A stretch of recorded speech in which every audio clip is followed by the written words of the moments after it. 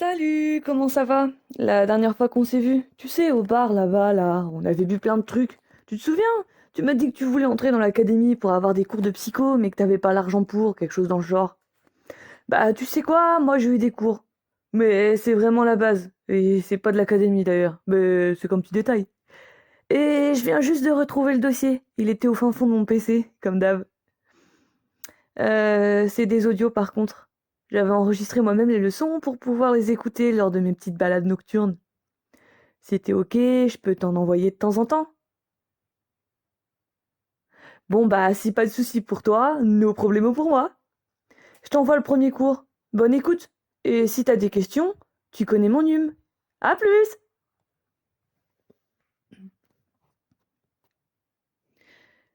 Leçon numéro 1. Le ça, le moi et le surmoi. Il s'agit des trois instances de la théorie freudienne qui sont encore utilisées de nos jours. Le ça correspond à nos pulsions sexuelles et agressives. C'est lié à l'instinct.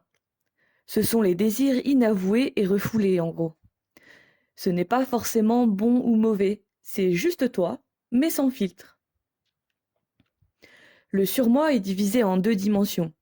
D'un côté, on a nos valeurs intériorisées, comme les interdits, les peurs ou encore notre raison. C'est notre conscience. Et de l'autre côté, on a notre idéal du moi, celui que l'on voudrait être.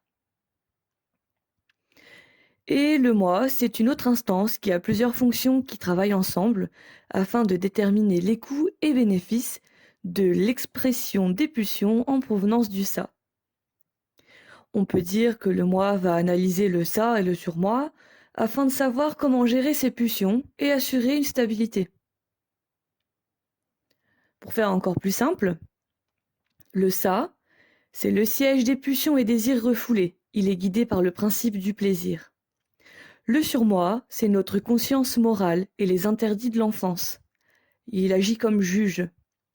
Et le moi a un rôle médiateur entre les deux autres instances, soit le ça et le surmoi. Il est guidé par le principe de réalité.